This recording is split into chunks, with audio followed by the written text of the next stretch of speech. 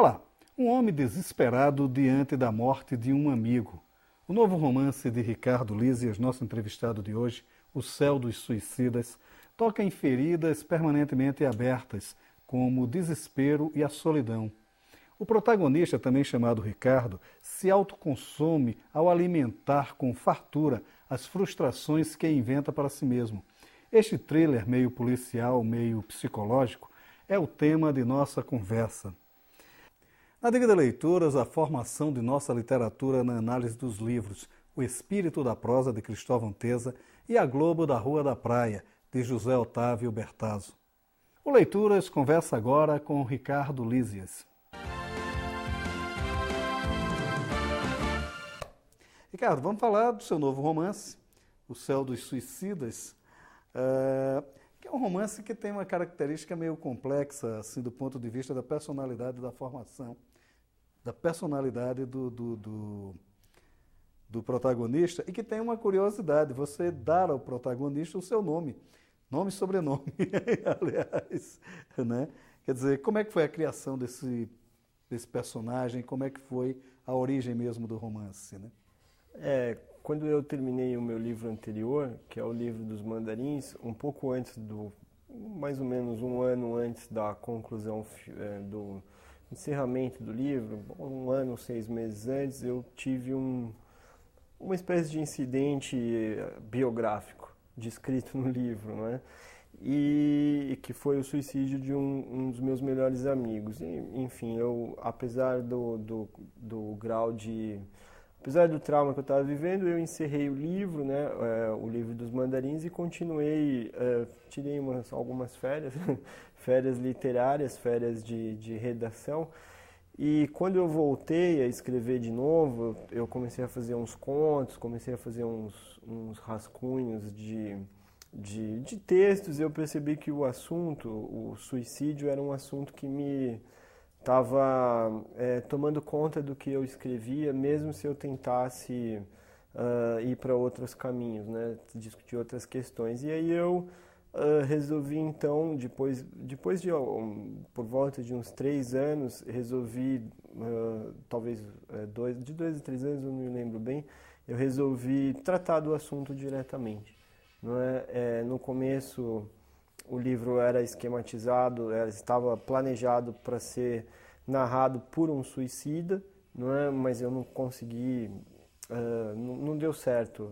Formalmente, para mim, não funcionou. Então eu retornei e fiz sob uma forma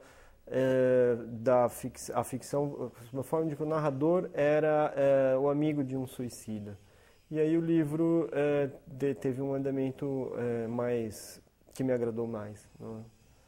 Foi essa a gênese do romance. Agora, esse personagem é complexo mesmo, né? Quer dizer, ele lida com um trauma de cunho religioso, né? Que ele não consegue resolver, né?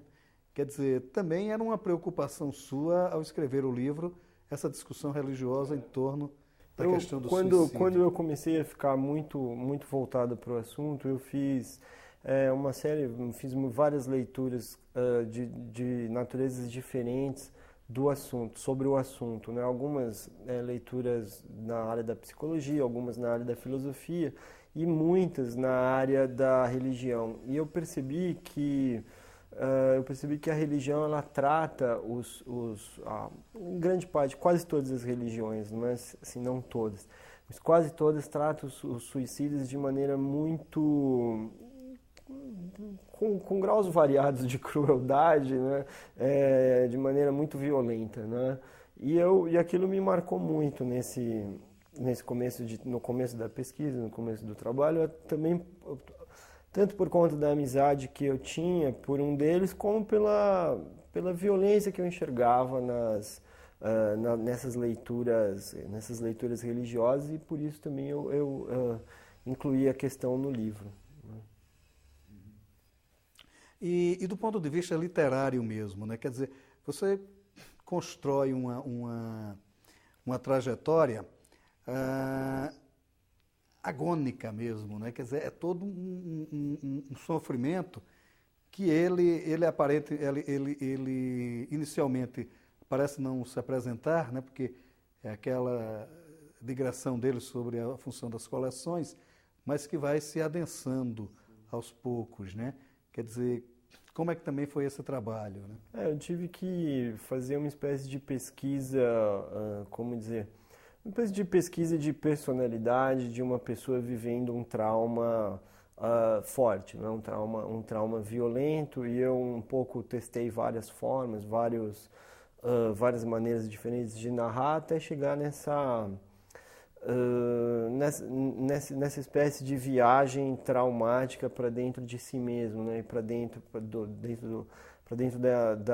das angústias e dos conflitos do narrador, né? Até conseguir equilibrar um pouco quer dizer, ou dar uma forma para o desequilíbrio psicológico que ele vivia diante do trauma, de um trauma tão forte quanto a morte através de um suicídio, né? Os seus livros anteriores, eles foram muito marcados pela questão da crueldade, né? Embora o Céu dos Suicidas ele tenha cenas de violência, ele não se pauta por essa crueldade, né? Como é que foi também isso? Eu operei um mergulho da externalidade, não é? Das instituições cruéis, do ordenamento social cruel, para ir para um outro espaço, que é um espaço mais da intimidade, de uma interioridade que estava, uma interioridade ferida, né? Uma interioridade fraturada diante de uma situação de trauma, né? Por isso como eu troquei a temática, eu deixei um pouco de lado algumas questões que eu trabalhei antes, né? Por causa desse caminho da externalidade para uma interioridade quase absoluta, né? E como é que foi essa troca, esse trabalho, né? Quer dizer, houve alguma preparação? Como é lidar com um novo universo? Eu fiz muito trabalho de redação, né? De redigir muitas vezes, né? Tentando testar várias formas diferentes, várias vozes narrativas, várias visões, até conseguir, até me agradar com essa voz um pouco mais, com essa voz diante da sua própria interioridade, dos seus conflitos, né? Agora, um aspecto interessante, essa carpintaria do romance, né? Que é basicamente sobre isso que a gente está falando, porque salta-se uma coisa curiosa nisso aí, que é a definição da voz ideal de um romance, né? Quer dizer, como é que se chega a essa voz ideal, né? Quer dizer, o caminho é a escrita, tudo bem, mas quando é que você percebe que esta é a voz que estaria no tom do romance? Eu acho que, pelo menos no meu caso, é quando o romance atinge um fluxo de produção, né, e de redação em que já não há mais para mim alguma assim, insegurança com relação à forma tratada, não resta mais. Eu já enxergo claramente onde as coisas podem chegar, né? Eu já sei, já tive um controle bastante grande de todos os aspectos da arquitetura narrativa, né? A engenharia do romance já tá ordenada e eu intuo que não vai haver mais atravancamento, não vai haver mais problemas de redação, né? Isso pode se dar em uma semana ou em 5 anos, né? 4 anos, como foi o caso do meu livro anterior. O Mandarins, né? O livro dos Mandarins eu demorei 4 anos, esse foi muito mais rápido, demorei 1 ano. Uhum. Porque esse também tem uma característica que, pelo menos na sua prosa, do que eu conheço da sua literatura, ela é de certa forma nova, né? Que é lidar com os capítulos muito curtos, com frases muito curtas, com pouca digressão, né? E com uma descrição mais atenta das ações, né? Também foi uma opção sua. Foi uma opção porque, como o narrador está com uma interioridade muito fraturada, ou pelo menos ele está com um trabalho muito denso de análise do próprio trauma, se a linguagem não seguisse uma espécie de narratividade mais direta, eu correria o risco de substituir essa angústia interna por uma angústia de linguagem, por exemplo, que não era o caso, né? O caso era mais uma investigação mesmo da interioridade do narrador. Então eu optei por uma forma direta, uma forma clara e sem grandes rodeios, né? E, de certa forma, como o livro está sendo visto, né? Porque de certa forma, um livro novo na sua trajetória literária. Eu falo assim, novo do ponto de vista desses vários aspectos inovadores dentro de sua trajetória que ele está trazendo, né? Ele, quer dizer, sem nenhum cabotinismo e tudo, mas está sendo muito bem recebido, muito mais surpreendente. Eu não esperava essa repercussão, né? Pelo menos de crítica ele foi bastante bem e o sucesso de público também é crescente. Então acho que, enfim, eu estou satisfeito com isso, tem ido bastante bem. Sim. E também esse paralelo, a gente acaba traçando, né, um paralelo com seus livros anteriores, né, porque não só essa questão da crueldade, que era uma coisa muito presente na sua obra, uma outra coisa que é uma discussão muito superficial, praticamente não existe, que é a questão política, que é muito sobressai muito fortemente em seus livros anteriores, e de certa forma você aqui não trata do assunto, né? Quer dizer, ainda para salientar essa angústia do personagem? Eu acho que em parte sim, mas eu acho que em parte as questões políticas elas ficaram agora numa espécie também de desafio ou de não aceitação das vozes dominantes, né? O discurso, a personagem ele está o tempo inteiro desafiando os discursos dominantes sobre, por exemplo, a morte, né? E ele, por exemplo, não aceita tanto o discurso médico, o discurso psicológico, o discurso psicanalítico, quanto o discurso religioso, né? Todos esses discursos eles ficam muito matizados pelo trauma que a personagem está vivendo, né? Então eu acho que uma leitura política poderia ser feita nesse sentido. Eu acho que o viés político se mantém nesse substrato, né? Quase que de uma resistência à opressão. Uma resistência aos discursos instalados, né? Às verdades rápidas, às conclusões muito velozes e à opressão da verdade já estabelecida, né? Que é o que o narrador não aceita de maneira nenhuma, né? E que é o que eu acho que é uma das mais efetivas e eficazes funções da literatura. Função política, que eu digo. Agora, você de certa forma, também faz uma quase brincadeira, né? Joga um pouco com o humor quando você lida com esses personagens que ditam as regras, né? Quer dizer, o padre ele é estereotipado, o psicanalista também, né? E a própria convivência com os professores na vida estudantil do protagonista, né? Do Ricardo Lísias, protagonista do livro, né? Quer dizer, como é também trabalhar essa coisa quase picaresca, né? Não chega tanto, mas... A ideia é que como não há aceitação mesmo de nenhuma dessas verdades, os agentes da verdade, para o narrador, acabam soando meio ridículos mesmo, né? Um pouco patéticos, porque as verdades que eles representam se tornam tão relativas, né, e também tão frágeis que eles mesmos já acabam sendo uma espécie de receptáculo ridículo, né, receptáculo um pouco patético de discursos que para eles para o narrador não são nada mais do que mitos ou nada mais do que imposições de verdade sem nenhuma força que não seja mesmo essa imposição, né? A morte parece para ele muito mais terrível do que qualquer possibilidade, né? Agora, essa questão de você assumir o nome do personagem, né? Quer dizer, você parte de uma experiência pessoal, que é o suicídio de seu amigo, e você adota o seu nome, dá o seu nome ao personagem, né? Não poderia haver aí uma confusão de que você teria mesmo vivido essa experiência de quase loucura mesmo?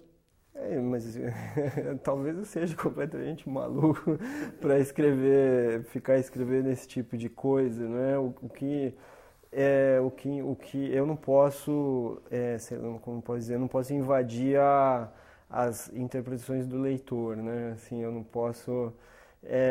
Seria também uma imposição do autor, como o narrador se o narrador está bastante incomodado com as imposições, né, desses discursos, eu, o autor, também não posso impor a minha vontade aos leitores do que eles vão entender quanto o narrador, não é? Então, quem sabe seja eu mesmo, ou quem sabe não. Assim, é uma conclusão que as pessoas devem, sei lá, tirar sozinhas, conforme o que elas lerem, né? Há um aspecto interessante também no protagonista, é que é uma certa leniência, eu não digo leniência, mas é um certo carinho dele frente à velhice, né? Ele tem um respeito, uma certa, acima de tudo, por essa velhice. Isso é perfeito. Isso foi feito de maneira bastante pensada e bastante consciente, porque os velhos, eles têm uma sabedoria que já não é a sabedoria do discurso imposto, né? Já não é a sabedoria do que se passou sem que houvesse a imposição, mas havendo mais um conhecimento das questões, não é? Então, quando ele percebe que as pessoas idosas elas trazem uma razão maior do que a razão imposta, ele acaba fazendo ele se identifica, né, com essas pessoas, ou pelo menos ele faz uma transferência de simpatia muito grande, que são as únicas pessoas que trazem para ele algum discurso, algum discurso legítimo, né, algum discurso que signifique alguma coisa. Minha avó vai adorar essa passagem. Meu avô lê, minha avó também. Agora, Ricardo, uma coisa também, a partir do livro, né? Quer dizer, há uma inquietude muito grande no escritor. Você produz bastante, né? Quer dizer, como é que está seu trabalho agora? Você está se dedicando mais à tradução? Não, eu escrevo há mais ou menos por volta de há mais ou menos 15 anos, ou seja, desde que eu era bem novo, desde que eu tenho 22 anos, eu escrevo com muita regularidade. Desses 15 anos, há mais ou menos 10, eu escrevo todos os dias, com muito pouca exceção. Né? O que não significa que eu aproveite tudo que eu escrevo, mas eu escrevo todos os dias, logo depois de acordar. Eu uso toda a manhã num trabalho literário para minha criação. Então, eu tenho uma regularidade de trabalho bastante séria, né? E bastante rotineira. E aí, ultimamente, eu comecei a aproveitar um pouco mais o que eu escrevia, porque houve fases em que eu escrevi por 6 meses e não aproveitei nada, não é? Mas ultimamente eu tenho conseguido aproveitar um pouco mais, mesmo assim. Eu tenho esse trabalho realmente quase... É um trabalho de rotina mesmo. E você também, então, está produzindo um novo romance? O que é que você está fazendo atualmente? Estou escrevendo um novo romance, ele deve ser publicado ano que vem. Mas eu não posso contar porque dá azar. Ah, é? Dá azar e eu tenho, né, as minhas angústias também. Mas o Moacir Sclia, que me disse uma vez que costumava desandar, realmente. Desandar, não pode contar nada, porque senão a gente fica... tem que guardar. Trava. É verdade. Ricardo, obrigado por sua participação aqui no Leitura. Por que uma pessoa se dispõe a escrever ficção? A história dessa opção, embora verdadeira, também interessa ao leitor que logo vê a vida de um escritor não tão monótona, nem tão glamurosa. Depois de conquistar os principais prêmios literários do país, o escritor Cristóvão Teza resolveu contar sua trajetória. O livro O Espírito da Prosa, uma autobiografia literária, lançado pela Record, vai além da mera descrição de fatos, reflete sobre este fascinante e trágico ofício. Inicialmente, Tesa divide seu trabalho. De um lado está o produtor de cultura, o escritor, do outro, o professor que durante anos estudou e ensinou os mecanismos da teoria literária. Daí seu livro ganha uma dimensão que sobrepuja o relato de formação.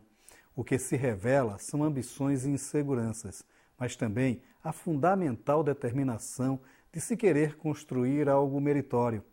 Esta parceria entre o esforço e o estudo é que faz de Tesa um autor respeitado e sempre criativo. Seu espírito da prosa não é nenhum manual para iniciante, mas a descrição de uma aventura que pode dar certo, quando enfrentada com respeito e carinho. Como uma empresa voltada à publicação de livros pode dar certo? Esta é outra pergunta que espanta os leitores contumazes. A história da livraria do Globo, a antiga, que ficava em Porto Alegre, foi contada por seu dono, José Otávio Bertazzo, no livro A Globo da Rua da Praia, agora relançado pela Globo. Fora do eixo Rio-São Paulo, a livraria e editora foi responsável por uma real revolução no mercado editorial. O fenômeno começa ainda em 1931, quando o jovem Érico Veríssimo passa a dirigir as edições da empresa. É aí que começam a invadir as livrarias preciosas traduções de clássicos, como Balzac e Proust, mas também de então jovens autores, como Thomas Mann, Joyce e Graham Greene. Além da qualidade dos autores, como Érico Veríssimo e Mário Quintana, havia uma eficiente rede de distribuição que atingia todo o país. O sucesso nem assim se manteve. Por variantes econômicas e interesses comerciais, morreram os projetos. Mesmo assim, fica a certeza de que é possível sobreviver vendendo biscoito fino. Duas belas experiências com literatura de qualidade, O Espírito da Prosa, de Cristóvão Tesa, e A Globo da Rua da Praia, de José Otávio Bertazzo. O Leituras de hoje fica por aqui, e você bem pode ficar na companhia de bons autores e bons livros. Até nosso próximo encontro.